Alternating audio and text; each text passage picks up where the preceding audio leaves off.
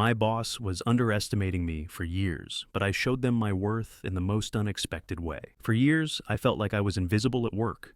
No matter how much I put into my job, no matter how many late nights I worked or how many extra tasks I took on, my boss, Greg, just didn't seem to take me seriously. I had worked my way up through the ranks, but it was clear that Greg still saw me as someone who was just getting by. He'd make small comments, give me projects with minimal responsibility, and make decisions without considering my input. It started to feel like he was always underestimating me, like I was stuck in a cycle I couldn't break. But then one day, something happened that changed everything. An opportunity presented itself, and I grabbed it with both hands. I showed Greg, and everyone else, just how much I was really capable of, and the results were more unexpected than I could have ever imagined. I've always been the kind of person who gives 100% to everything I do. Whether it's work, friendships, or personal projects, I'm all in. So when I first joined the company, I was determined to prove myself. I started as an entry-level employee, but I quickly began taking on more responsibility. I worked late, volunteered for extra tasks, and always made sure my work was flawless. I thought this would get noticed, that my dedication would speak for itself. But it didn't. Greg, my boss, seemed completely oblivious to my efforts. He'd give me the smallest projects and barely acknowledge the work I put into them. Meanwhile, other colleagues, some who didn't work half as hard as I did, seemed to get all the recognition. It stung, but I kept pushing forward, hoping that eventually my time would come. What made it worse was that Greg wasn't outright mean. He wasn't actively trying to hold me back. But there was this subtle lack of respect that I could feel. He'd take credit for things I'd done, push me aside in meetings, and often cut me off mid-sentence if I tried to offer an idea. It was like I wasn't worth listening to. I remember one time, during a big meeting, I had an idea that I knew could improve one of our major projects. I'd been researching it for weeks, and I was eager to share. I raised my hand to speak, but before I could even get my thoughts out, Greg started talking over me. When he finished, he didn't even acknowledge my suggestion, but 2 minutes later, he repeated my idea as if it was his own. Everyone in the room applauded, and I sat there, furious but silent. I couldn't shake the feeling that Greg thought I was just another employee who was going to coast by. He had no idea what I was truly capable of, and it made me question my future at the company.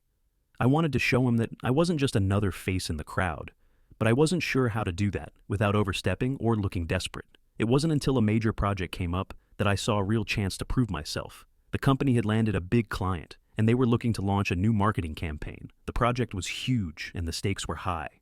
It would require the collaboration of multiple departments, and it was going to take everything we had to pull it off. Greg announced that he was putting together a team to handle the campaign, and to my surprise, he didn't even consider me for it.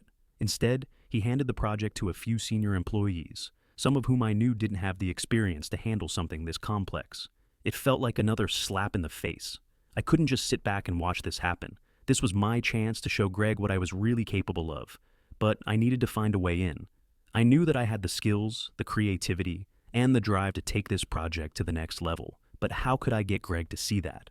That's when I decided to take matters into my own hands. I spent hours putting together a detailed proposal for the project. I reviewed everything, analyzing the client's goals, market trends, and potential strategies. I even included a new approach to the campaign that I was sure would impress both the client and Greg. It was bold, fresh, and completely different from the conventional methods the team had been using. I knew it was risky, but I also knew that if I didn't do something bold, nothing would ever change. The only problem was that Greg wasn't exactly open to unsolicited ideas, so I had to be strategic about how I presented it. Instead of sending the proposal directly to him, I decided to slip it into one of the project meetings, hoping the other team members would see its value and bring it to Greg's attention. It was a gamble, but it was the only chance I had. The meeting came sooner than expected. I showed up to the conference room, my heart racing, clutching the proposal in my hand like it was the key to my future. The team was gathered around the table, and Greg was sitting at the head, leading the discussion.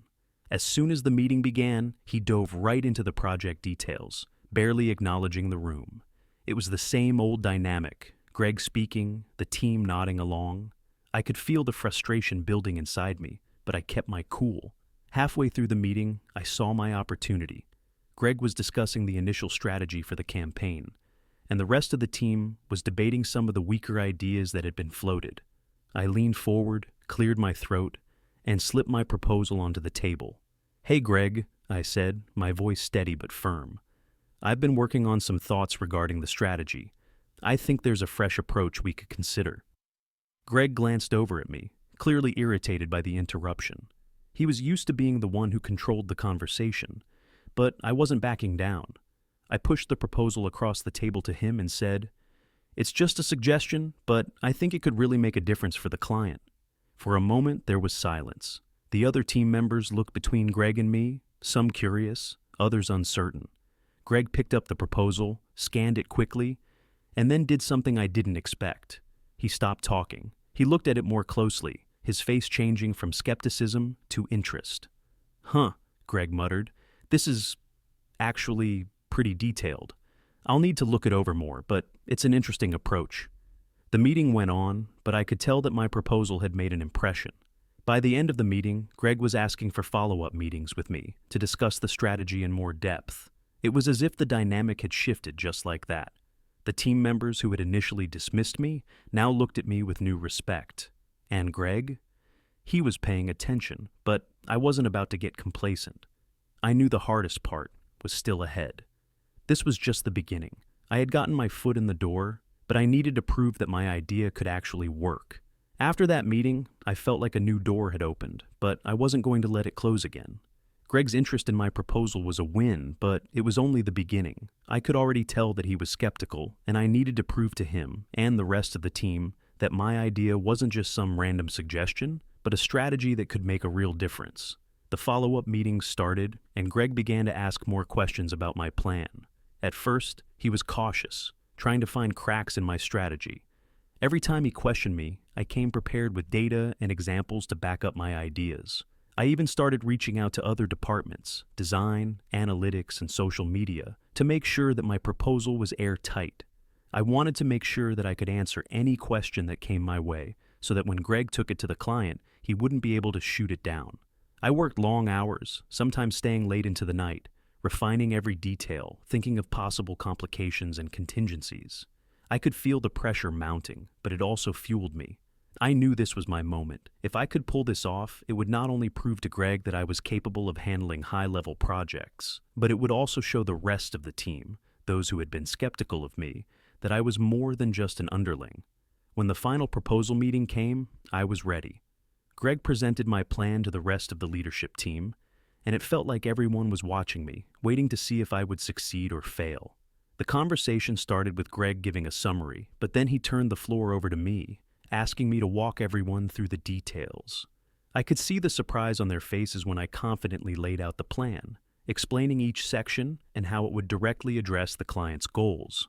I noticed that Greg was more reserved this time, letting me take the lead. This was my chance to shine, and I wasn't about to waste it. By the time I was done, I could tell the room was impressed. The questions that followed were thoughtful and constructive, and I answered them without hesitation. It was clear that my approach had the support of the leadership team, but the real moment came when Greg stood up and addressed the group. "I think we have something here," Greg said, looking at me with a new respect. "Let's move forward with this. This is what I've been looking for." That's when it hit me. I had done it. My idea had not only been accepted, but it was going to be put into action. It was like a weight had been lifted off my shoulders. The approval felt surreal. For so long, I had felt like I was just another employee in the background, fighting for recognition. But in that moment, I realized that I had proven my worth not just to Greg, but to everyone in the company. The next few weeks were a whirlwind. The campaign launched, and my strategy began to show results almost immediately. The client loved it, the team executed it flawlessly, and we saw a significant boost in engagement. My name was now associated with success, and the results spoke for themselves. I began to notice a shift in how people treated me. Greg, who had always overlooked my ideas before, was now asking for my input on other projects. He began to give me more responsibility, including leadership roles in future campaigns. The respect I had craved for so long was finally coming. But I knew that I had earned it, not by waiting for it to be handed to me, but by proving I could deliver when it mattered most. The team members who had previously doubted me started coming to me for advice. It felt good, but I also kept my focus on what mattered, continuing to deliver high-quality work and pushing myself further. I wasn't about to let this success go to my head. If anything, it made me more determined to prove that I was capable of even more. But the most significant change was in how I viewed myself. For years, I had let Greg's lack of faith in me affect my self-worth. I had questioned my abilities, wondering if I was really cut out for the challenges ahead. But after everything that had happened, I realized that I was more than capable. I didn't need validation from Greg or anyone else to know my worth. I had proven to myself that I was capable of rising to the occasion, and that's all that mattered. As the campaign progressed and the results kept rolling in, I began to see a change not just in how others perceived me, but in how I perceived myself. For the first time in a long time, I was walking into meetings with my head held high. I felt confident in my decisions, and I was ready to take on even more challenges.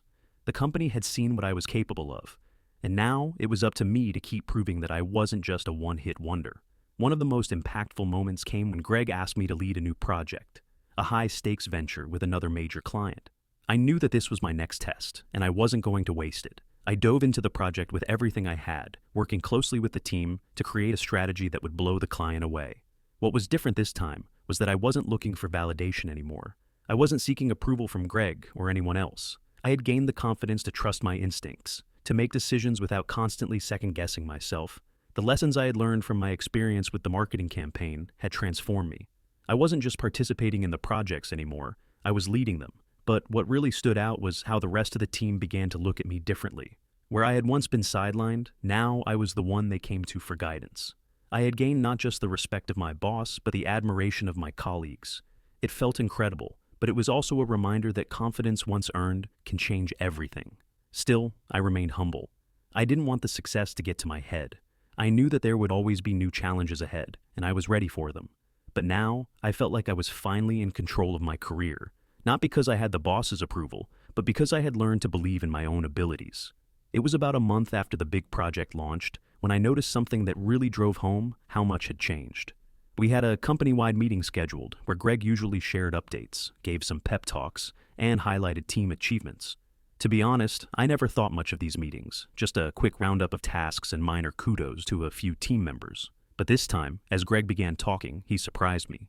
He started by discussing the success of the latest campaign, and then, unexpectedly, he said, "I want to take a moment to acknowledge someone who has truly stepped up recently. They've shown not only dedication, but a deep understanding of our clients' needs and an ability to think outside the box. This individual has been key to the success we've had with the current project, and I have no doubt they'll be a huge part of our future successes. I want to personally thank my name for all the hard work and innovative ideas." My jaw nearly hit the floor.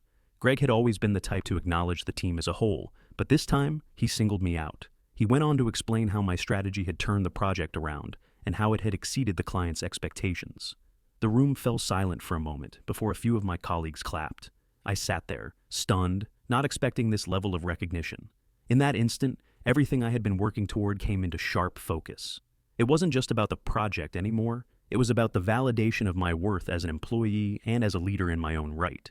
Later that day, a few team members came up to me to congratulate me. Some even expressed how impressed they were by my approach and how much they had learned from working with me. It felt surreal, like everything I'd been striving for was finally coming together. I realized that Greg's acknowledgement wasn't just about that one project. It was a recognition of how much I had grown over the past few months. I had proven my worth, not by playing by the rules or waiting for permission, but by stepping up, taking risks, and showing the world, and myself, that I was capable of far more than I had ever been given credit for. The recognition from Greg felt like a turning point, but I knew that it was just the beginning. As much as I had achieved, I wasn't going to let myself plateau. I had pushed myself hard to get here, and now that I had the confidence and respect of my colleagues, it was time to keep pushing even further. A few weeks after the meeting, a new opportunity presented itself. The company was expanding into a new market, and Greg approached me about leading the initiative. This was a big deal. A new market meant new clients, bigger projects, and a lot of responsibilities. Greg's confidence in me was both flattering and terrifying. At first, I hesitated. I knew this was a huge leap, and there was a part of me that wondered if I was ready for it. But then I reminded myself of how far I'd come. I had spent so long being underestimated and doubted, but I had fought my way through it. This wasn't the time to shy away from a challenge. This was my chance to not only prove myself again, but to truly make an impact on the company's future. I accepted the challenge, and from there, things moved quickly. I was in charge of the entire strategy: market research, client outreach, team coordination, you name it. It was intense, but I felt more alive than I ever had in my career. I was doing what I loved, using my skills and creativity to shape something from the ground up. And what's more, I was doing it on my own terms.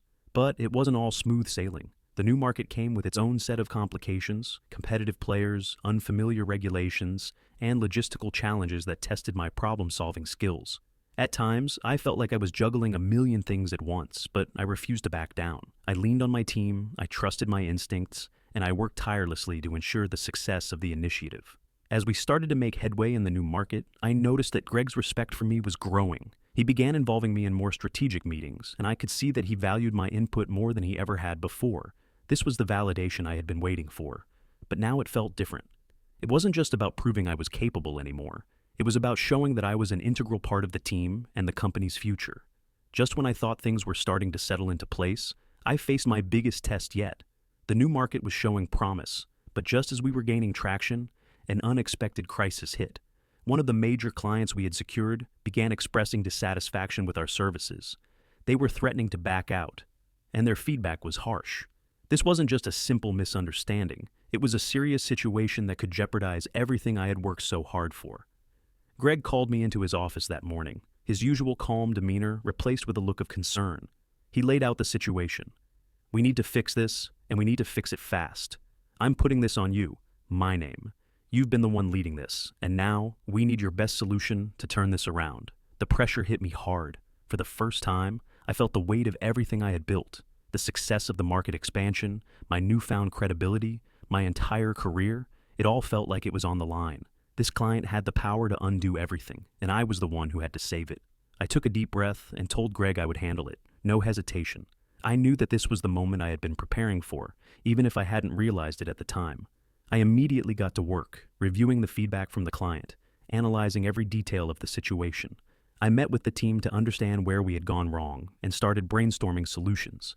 It was a race against time, and I knew I had to be thorough. I spent the next 48 hours strategizing, reviewing all available data, and putting together a plan that I felt confident would satisfy the client. It was a long shot, but I was determined to make it work. I set up a meeting with the client and prepared to present the new strategy, one that would address their concerns head on. My nerves were on edge, but I couldn't afford to let them show. This was it. This was the ultimate test of everything I had learned over the past few months. When I sat down with the client, I could tell they were skeptical.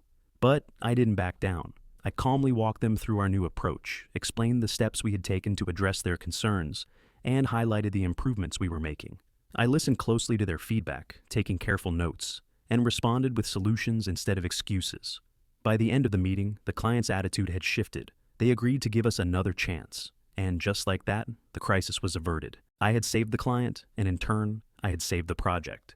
When I walked out of that meeting, I felt a rush of relief and pride.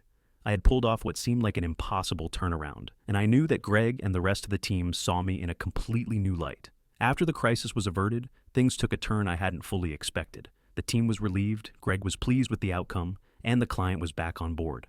But what hit me hardest was the acknowledgement I received for my efforts. This wasn't just a good job or a thanks for saving the day kind of moment. This was a complete shift in how Greg and others saw me. At the next company meeting, Greg stood up in front of the entire team and highlighted my contribution in a way I had never expected. He didn't just mention the successful turnaround. He emphasized how my approach to the problem demonstrated leadership, vision, and resilience. "This is the kind of initiative we need," Greg said, looking at me directly. "The company relies on team members who take charge and lead with a clear strategy. My name has proven, once again, that they can handle anything we throw at them." The room erupted into applause, and for the first time, I felt like I had truly earned my place in the company, not as an afterthought or a yes man, but as someone whose ideas and actions mattered. It was more than I had ever hoped for, and I could feel the pride swelling in my chest. But the real victory wasn't just in the recognition. It was in how I had proven to myself that I was capable of more than I had ever imagined. I had faced doubt, self-questioning, and betrayal along the way, but each challenge had pushed me to become stronger, more confident, and more willing to take risks. It was a long journey, from being the employee who was overlooked to the person who took the lead and proved their worth. And I realized that the real lesson wasn't just about making the right moves at work. It was about believing in myself when no one else did. It was about never letting someone's low expectations define what I could accomplish. As the months went on, I continued to grow into my role. I took on more leadership responsibilities, and I began mentoring newer employees, guiding them in ways I had once wished I had been guided. It felt good to know that I was helping others avoid the same traps I had fallen into, the feeling of being underestimated and undervalued. The most important thing I took away from all of this, though, was the power of persistence. No matter how many times I had been passed over, dismissed, or ignored, I kept pushing forward. I didn't let Greg's lack of belief in me define my trajectory, and in the end, it was that persistence that paid off in the most unexpected way. Looking back, I can't help but feel proud of everything I've accomplished. I've learned that sometimes the people who doubt you are the ones who motivate you to prove them wrong. What mattered most wasn't the recognition, but the growth I went through to get there. Have you ever been underestimated or overlooked at work? How did you handle it? And how did you prove your worth? I'd love to hear your stories and thoughts on this. If this story resonated with you, share it, comment below, and don't forget to like and subscribe for more stories of personal growth, career struggles, and triumphs. Thanks for reading, and remember, the best way to change the narrative is to write it yourself.